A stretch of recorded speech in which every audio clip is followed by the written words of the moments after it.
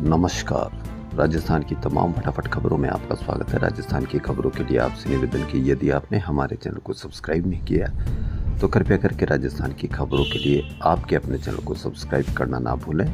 आप सब्सक्राइब करते हैं तो हमें हिम्मत होती है सही और सच्ची खबरें आप तक पहुंचाने की। तो क्या है आज की बड़ी खबर? राजस्थान के अस्पतालों में इमरजेंसी व आईसीयू सेवाएं भी हुई बाधित। 7,000 ऑपरेशन टाले गए। कोलकाता में ट्रेनी डॉक्टर से दुष्कर्म और हत्या के मामले में शनिवार को भी राजस्थान के सभी जिलों में सरकारी और निजी अस्पताल के रेजिडेंट ने हड़ताल की। दूसरी ओर आईएमए और जेएमए सहित private hospitals and nursing home society ने भी कार्य बहिष्कार किया। कार्य बहिष्कार के कारण सरकारी अस्पतालों में करीब 1,500 रूटीन ऑपरेशन और निजी अस्पतालों में 5,000 से अधिक ऑपरेशन नहीं हुए। यहाँ तक भी निजी अस्पतालों में इमरजेंसी केस भी नहीं देखे गए। गंभीर मरीजों को सरकारी अस्पतालों के लिए रेफर किया गया। ऐसे में सरकारी अस्पतालों में लोड बढ़ गया और इमरजेंसी में मारामारी की स्थिति रही। एसएमएस में जहां रोजाना 8,000 तक की ओपीडी रहती है, वहीं शनिवार को मात्र 2,500 में सिमट गई। शाम को एसएमएस मेडिकल कॉलेज से अमर जवान ज्योति तक रैली निकाली गई, जिसमें हजारों रेजिडेंट, डॉक्टर्स व अन्य संगठनों ने भाग लिया और विरोध जताया। रेजिडेंट डॉक्टरों ने 24 घंटे के लिए इमरजेंसी और आईसीयू में काम करना भी छोड़ दिया। रेजिडेंट आउटडोर वार्ड में ड्यूटी का कार्य बहिष्कार पहले से कर चुके हैं। MDM hospital, AIIMS, Mahatma Gandhi hospital व उम्मीद हॉस्पिटल 200 के करीब ऑपरेशंस को टाले गए। 25,000 से अधिक की ओपीडी प्रभावित रही। सरकारी अस्पतालों में करीब 85 और प्राइवेट में करीब 165 ऑपरेशन नहीं हो पाए। वहीं राजस्थान के चिकित्सा मंत्री ने कहा कि राजस्थान में हर स्थिति की मॉनिटरिंग की जा रही है। मरीजों के लिए वैकल्पिक व्यवस्था की गई है। अधिकारियों को हर स्थिति से निपटने के लिए आवश्यक दिशा निर्देश दिए गए हैं। सरकार की कोशिश है कि कोई भी मरीज बिना इलाज ना लौटे, सभी को इलाज मिलना सुनिश्चित हो। वहीं जेएलएन मेडिकल कॉलेज व निजी अस्पतालों के चिकित्सकों ने शनिवार को कार्य का बहिष्कार किया। सीनियर चिकित्सकों ने 2 घंटे कार्य का बहिष्कार किया। इस कारण ओपीडी में सुबह 8 बजे से 10 बजे तक मरीजों की कतारें लगी रही। इस दौरान करीब 200 सर्जरी टाली गई। सेना और रेलवे से भी मदद मांगी गई है। भारी बारिश के बाद यूडीएच प्रमुख शासन सचिव टी रविकांत शनिवार सुबह कलेक्टर और जेडी निगम अधिकारियों के साथ बस से शहर का दौरा करने निकले। साहब का 75 किलोमीटर का 6 पॉइंट का रूट मैप एक दिन पहले से तय था। ऐसे में कामकाज में कोई खामी न दिखे, इसलिए जेडी और निगम अफसर पहले से ही अलर्ट थे। तय रूट पर मशीनरी और इंजीनियरों से लेकर सफाई कर्मियों की पूरी फौज उतार दी गई। टूटी सड़कों पर पेच वर्क होता रहा। हर पॉइंट पर दोपहर तक सफाई होती दिखी। सब कुछ दुरुस्त रहा। ऐसे में कैसे दिखेगा कि कहाँ कोई नुकसान हुआ या कैसे कहाँ कोई कमी दिखती है। इस तरह से कोई पुराना जमाना याद आ गया, जब राजा भेष बदलकर आधी रात को निकलता था कि राज्य में या उसके प्रदेश में कहीं कोई कमी तो नहीं। अब पूरी तैयारी से अगर निकलेंगे तो कहाँ उनको कमी नजर आएगी। इस पर आप अवश्य कमेंट करें।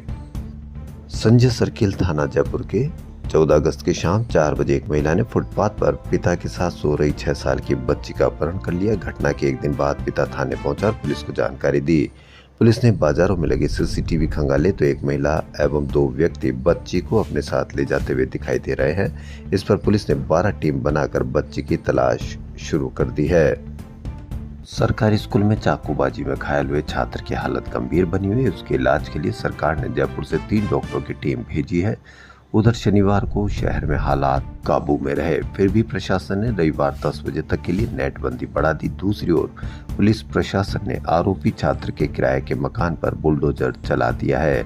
5 घंटे तक चली इस कार्रवाई में भारी पुलिस बल जाब्ता तैनात किया गया। एक आरोपी के घर पर इस तरह से कार्रवाई करना क्या आप उचित मानते हैं? यदि बालक ने ऐसा किया तो उसके घर वाले अब कहां जाएंगे यदि उसके मकान पर ही बुलडोजर चला दिया जाएगा? पुलिस है, प्रशासन है, न्याय व्यवस्था है, उसके तहत कार्रवाई की जानी चाहिए। ये बुलडोजर बीच में कहां आ गया है? वहीं झुंझुनू में शनिवार सुबह साइकिलिंग पर निकले सेना के जवान के चेहरे पर लड़की ने एसिड फेंक दिया। हमले में जवान की एक आंख और आधा चेहरा झुलस गया। जवान की पहचान अरुण पुत्र गौरीशंकर के रूप में हुई है, उसे गंभीर हालत में जयपुर रेफर किया गया है। फिलहाल मामला प्रेम प्रसंग का बताया जा रहा है। घटना सूरजगढ़ थाना इलाके के भापरा गांव में हुई है। राजस्थान में बीते दिनों सक्रिय मानसूनी सिस्टम से लगातार भारी बारिश का दौर कमजोर पड़ा है। बीते 24 घंटे में ज्यादातर शहरों में हल्की से मध्यम बारिश ही हुई। फलोदी, अलवर, पाली जिले में 1 से 2 इंच बारिश हुई। राजस्थान में अब तक औसत है 277.42 मिलीमीटर के मुकाबले 402.43 मिलीमीटर बारिश हो चुकी है, जो कि औसत से 45.06% ज्यादा है। सर्कुलेशन सिस्टम दक्षिणी पश्चिमी में स्थित मौसम विभाग के अनुसार परिसंचरण तंत्र दक्षिण पश्चिम में राजस्थान व आसपास के पाकिस्तान क्षेत्र के ऊपर स्थित है। 18 अगस्त से बारिश की गतिविधियों में कमी होगी। व्हाट्सएप पर चैटिंग को और ज़्यादा मज़ेदार बनाने के लिए कंपनी ने कस्टम स्टिकर्स का फीचर जोड़ा है। इससे यूजर्स खुद ही मनचाहे स्टिकर्स बना सकेंगे। इसके लिए कंपनी ने जिफी के साथ साझेदारी की है। कई यूजर्स के ऐप में नई सुविधा अपडेट भी हो गई है। आम आदमी में गुस्सा किस लेवल पर बढ़ गया है, इसकी एक पान की देखिए। शास्त्री नगर जयपुर में स्वामी बस्ती में शुक्रवार रात को ई रिक्शा से स्कूटी टच होने से 2 पक्षों में कहासुनी हो गई। इस पर युवकों ने चालक को पीट दिया। घटना के बाद 36 वर्षीय दिनेश स्वामी घर पहुंचा तो कुछ देर बाद ही उसके सीने में दर्द होने लगा। पत्नी ने बाम भी लगाया लेकिन दर्द कम नहीं हुआ और दिनेश बेहोश हो गया। उसके बाद परिजन उन्हें अस्पताल लेकर गए, जहां पर चिकित्सकों ने उसे मृत घोषित कर दिया। रक्षाबंधन पर्व सोमवार को मनाया जाएगा। इस बार रक्षाबंधन पर्व पर भद्रा का साया रहेगा, जिसकी वजह से राखी बांधने के लिए 7.5 घंटे का समय मिलेगा। सालों बाद शोभन, स्वार, सिद्धि और रवि योग में रक्षा सूत्र बांधे जा सकेंगे। बहनें अपने भाइयों को सोमवार दोपहर 1:48 से रात 9:10 तक सर्वश्रेष्ठ मुहूर्त में राखी बांध सकेगी। भाई बहन के प्रेम का प्रतीक रक्षाबंधन पर्व सोमवार को मनाया जाएगा। इस साल भी रक्षाबंधन पर भद्रा का साया रहेगा, जिसकी वजह से अपराह्न व प्रदोष काल का श्रेष्ठ समय ही राखी बांधने के लिए होगा।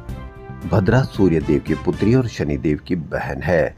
भद्रा को होली व राखी पर्व के लिए निषेध माना गया है। भद्रा रविवार अर्धरात्रि 3:05 बजे शुरू होगी, जो सोमवार को दोपहर 1:30 तक रहेगी। वहीं इस बार का रक्षाबंधन स्वार्थ, सिद्धि योग, शोभन योग, रवि योग और सौभाग्य योग के बीच में मनाया जाएगा। इसके साथ ही इस दिन श्रवण नक्षत्र का भी अद्भुत संयोग बन रहा है। हालांकि इस दिन भद्रा का साया भी रहेगा। धार्मिक मान्यता है कि भद्रा काल के दौरान राखी बांधना शुभ नहीं होता है। पौराणिक कथा के अनुसार लंकापति रावण को उसकी बहन ने भद्रा काल में राखी बांधी थी और उसी साल प्रभु राम के हाथों रावण का वध हुआ था। इसी कारण से भद्रा काल में कभी भी राखी नहीं बांधी जाती है। श्री श्याम भक्त सेवा परिवार समिति की ओर से विद्याधर नगर में होने वाले श्री श्याम महोत्सव को लेकर तैयारियां शुरू हो गई है। आयोजन को लेकर शनिवार को कार्यकर्ताओं की सभा हुई। संस्था अध्यक्ष निर्मल गुप्ता, महासचिव डॉक्टर ACP यादव, उपाध्यक्ष मुरारीलाल शर्मा सहित सारे पदाधिकारी मौजूद रहे।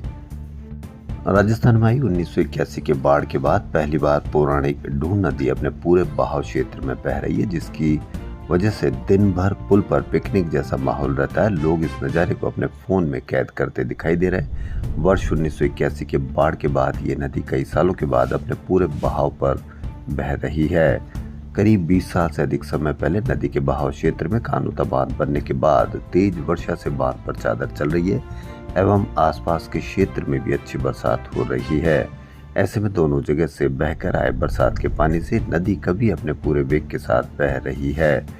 अब नदी का बहाव यहां से बहते हुए लालसोट स्थित मोरेल नदी में जाकर मिल रहा है। पूर्व प्रधानमंत्री भारत रत्न राजीव गांधी की जयंती के अवसर पर 20 अगस्त को राजस्थान जिला एवं ब्लॉक स्तर पर विभिन्न कार्यक्रम आयोजित किए जाएंगे। राजस्थान प्रदेश कांग्रेस कमेटी के महासचिव स्वर्णिम चतुर्वेदी ने बताया कि 20 अगस्त को राजस्थान जिला एवं ब्लॉक स्तर पर पुष्पांजलि कार्यक्रम के साथ ही समाज कल्याण, सांप्रदायिक सौहार्द कायम करने, विज्ञान एवं तकनीकी तथा महिलाओं के राष्ट्र निर्माण में भूमिका तथा युवाओं के लिए करने योग्य कार्यों से संबंधित कार्यक्रमों का आयोजन किया जाएगा।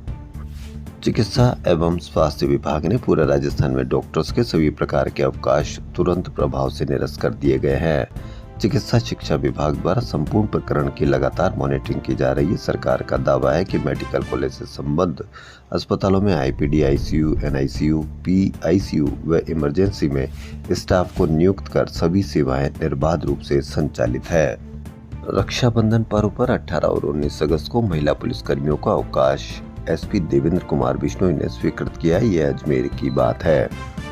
राजस्थान के पीपलांतरी में बेटी के जन्म पर तो इंदौर के पितृ पर्वत पर पूर्वजों की याद में पौधे लगाने की परंपरा को एमपी के उज्जैन जिले का ताजपुर गांव नए तरीके से निभा रहा है। गांव की हर बेटी की शादी के समय पौधा लगवाया जाता है। बेटी की विदाई के बाद परिजन उसे बेटी की तरह पालते हैं। ताजपुर के शिक्षक सुभाष कुमावत ने 1.5 साल पहले शुरुआत की थी। शुभम कहते हैं कि शादी पर हम पौधा और ट्री गार्ड लेकर जाते हैं।